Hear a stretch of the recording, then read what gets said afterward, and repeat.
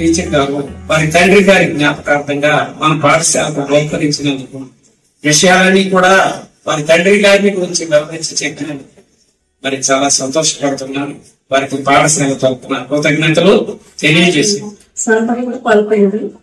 ఈ సందర్భంలో ఏది కూడా ఆయన నాకు బాధ్యతలు ఉన్నాయి, నాకు ఇన్ని కష్టాలు ఉన్నాయని ఏది విస్మరించలేదు. ఆయన ఊళ్ళో రైతులందరికీ ఏ ఫర్టిలైజర్ ఎట్లా ఉపయోగపడుతుంది, దేనికి ఏది వాడాలి, ఇతనికి అవేర్నెస్ కల్పిస్తూ ఉండేవాడు. దానికోసం ఆయన చాలా బుక్స్ చదివేవాడు. ఊళ్ళో సొసైటీ ప్రెసిడెంట్ గా చేశారు. ఆయన ప్రెసిడెంట్ గా చేసిన సందర్భంలోనే ఫస్ట్ టైం కరెంట్ వచ్చింది. ఆ ఊరికి తన వంతుగా కృషి చేసేవాడు. రిలేటివ్స్ లో కూడా అంటూ ఉంటారు మా నాన్నగారిని, ఈయన భీష్మకు బ్రాహ్మణుడు అని అంటుంటారు. కొంతమంది ఆయన కర్మయోగి అనేవాడు. ఇదే కాకుండా అసలు మాకే కాకుండా మా పిల్లలు కూడా ఎన్నో నేర్పించారు ఆయన. చాలా బాధపడ్డాను. ఆయన స్ఫూర్తిగా తీసుకొని చిన్న వినాయకుడిని స్ఫూర్తి బహుకరించాలని చేశాను. ESP కామేశ్వరి గారు వారి యొక్క తండ్రి గారి గురించి వివరించి చెప్పడం జరిగింది. కాబట్టి మరి వారి జ్ఞాపకార్థంగా మరి వారి కుమార్తె శ్రీమతి PSP కామేశ్వరి గారు మరి జ్ఞాపికను మన పాఠశాలకు బహుకరించి ఉపాధ్యాయులు అలాగే ఉపాధ్యాయులు అందరూ కూడా ఇక్కడికి రావాలి. సాల్వతో సత్యం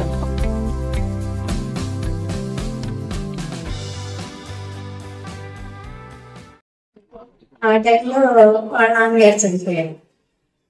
19 years కే ఆయనకి బాధ్యత అనేది అంతా ఆ ఫ్యామిలీ మొత్తం గట్టి పడిపోయి ఆయన చదువు ఆపేసుకొని పలుకలేదు. మాది సొంతప్పుడు పలుకలేదు. ఆ పలుకులకు వెళ్ళిపోయి ఇంకా మా తాతయ్య గారి బాధ్యత అంతా ఆయన తీసుకొని చేయడం జరిగింది. మా తాతయ్య గారికి 2 మగపిల్లలు 5 ఆడపిల్లలు. అప్పటికి ఎవరి బాధ్యత కూడా కంప్లీట్ అవ్వలేదు.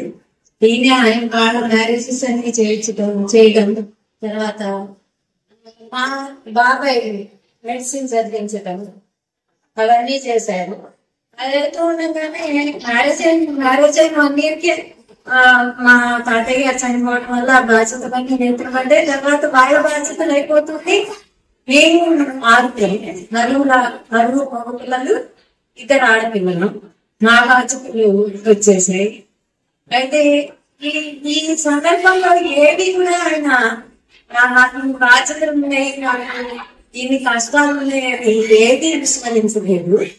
ఆయన అక్కడ ఉంటుండగా కొనుక్కుంటూ ఉంటుంది, వ్యవసాయం చేస్తుంటే ఫర్టిలైజర్స్ బిజినెస్ పెట్టి ఫర్టిలైజర్స్ బిజినెస్ ద్వారా ఊళ్ళో రైతులందరికీ ఏ ఫర్టిలైజర్ ఎట్లా ఉపయోగపడుతుంది, దేనికి ఏది వాడాలి, ఏది ఉపయోగకరంగా ఉంటుంది అని రైతునికి అవేర్నెస్ కల్పిస్తూ ఉండేవాడు. దానికోసం ఆయన చాలా బుక్స్ చదివేవాడు. అగ్రికల్చర్ BSc సంబంధించిన బుక్స్ అన్ని కొనుక్కొచ్చుకునేవాడు. కొనుక్కొచ్చుకొని అవన్నీ చదివి స్టడీ చేసి అందరికీ చెప్తూ ఉండేవాడు.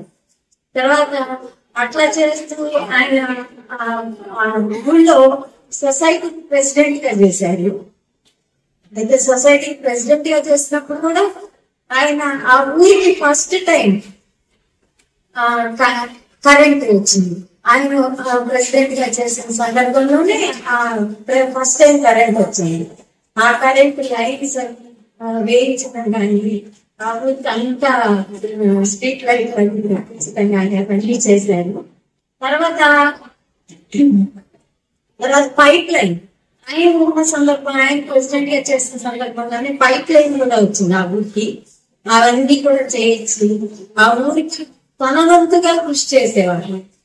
తన వంతుగా ఆ పైప్ లైన్స్ అవి వేయించడం ఫస్ట్ టైం అంటే అది చాలా కష్టమైన విషయం.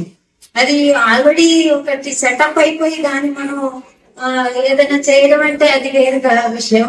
కానీ ఫస్ట్ టైం కరెంట్ లైన్స్ వేయించడం, ఫస్ట్ టైం పైప్ లైన్స్ వేయించడం అనేది చాలా కష్టసాధ్యమైన విషయం. అవన్నీ చేస్తూనే చేసేవాళ్ళు. ఎందుకు అసలు మా అమ్మగారికి ఆరోగ్యం బాగుండేది కాదు. మా అమ్మగారికి ఆరోగ్యం బాగుంటుందా కూడా అది కూడా చూసుకుంటూనే మా అమ్మగారిని చూసుకుంటూనే పనులన్నీ చేస్తూ ఉండేవాళ్ళు.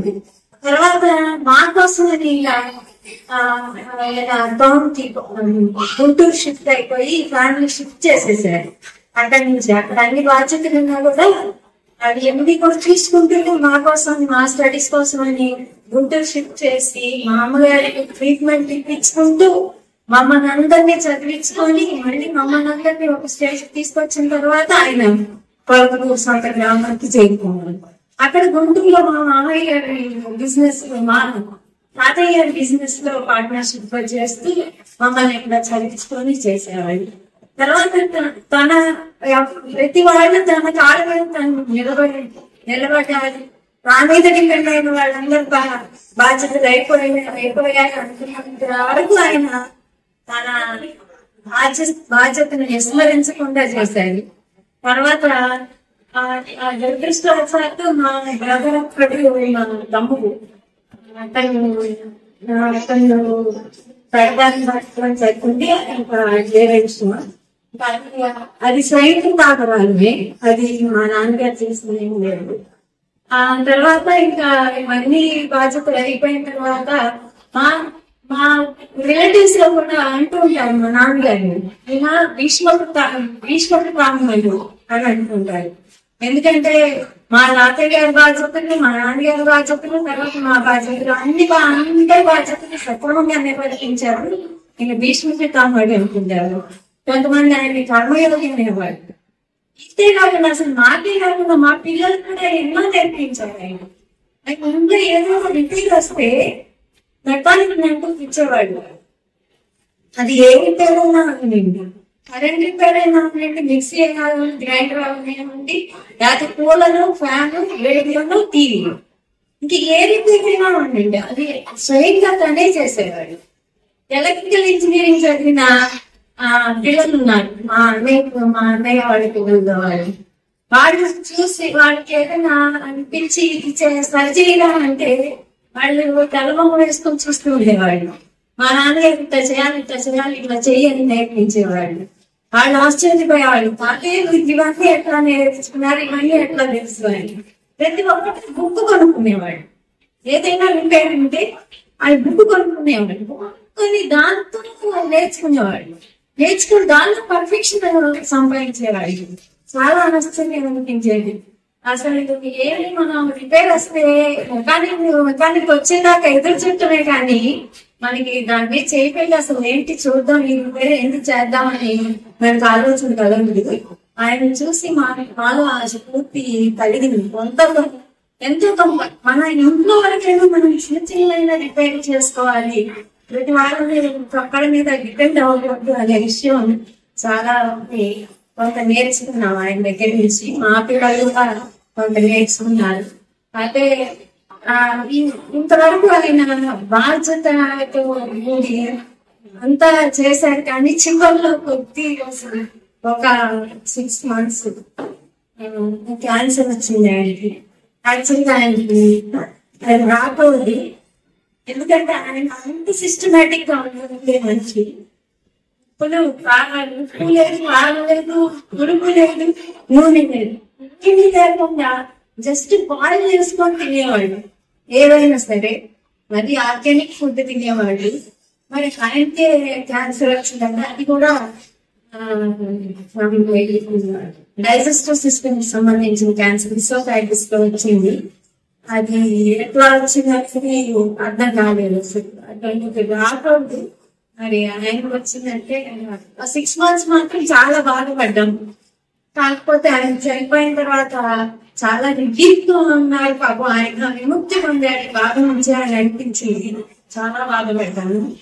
ఆయన స్మృతిగా తీసుకొని చిన్న వినాయకుడిని స్కూల్ కి బహుకరించాలని అనిపించి చేశాను. స్కూల్ పిల్లలకి, టీచర్స్ కి ఉపయోగపడాలని, దీని ద్వారా పిల్లలు ఎంతో నేర్చుకోవాలని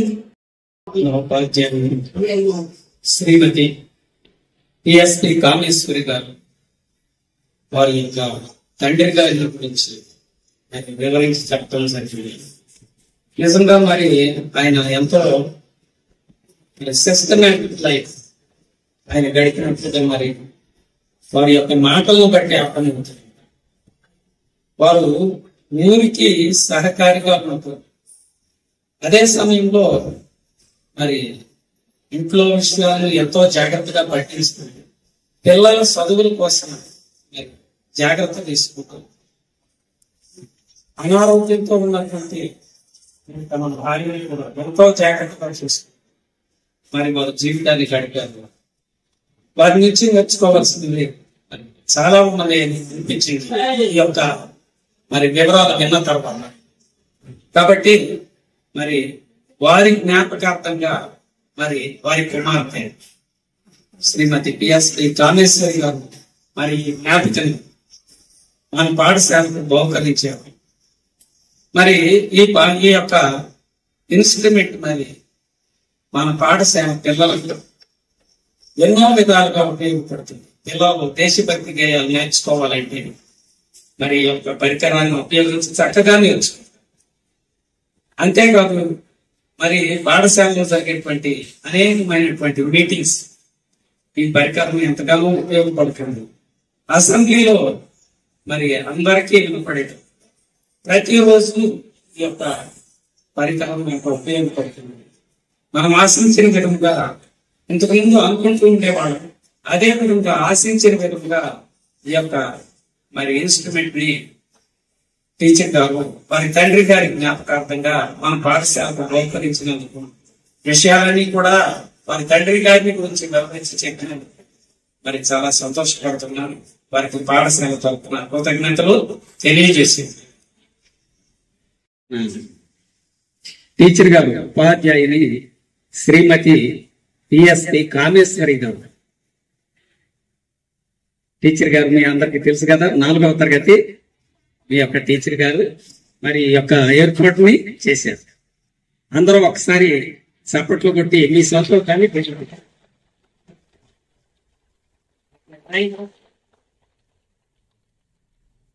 మరి మనం పాఠశాలకి ప్రతిరోజు వస్తున్నాం. సరే, వచ్చేటప్పుడు మనం సమయానికే బడికి ఆలస్యంగా రాకూడదు. ఉపాధ్యాయులు అలాగే ఉపాధ్యాయులు అందరూ కూడా ఇక్కడికి రావాల్సిందిగా, ఈ వేదిక దగ్గరికి రావాల్సిందిగా మనం చేస్తాం.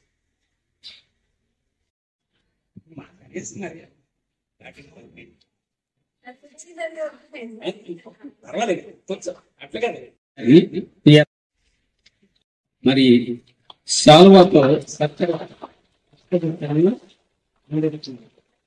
ముఖ్యంగా మనందరికీ ముందే మనం చెప్తున్నాం.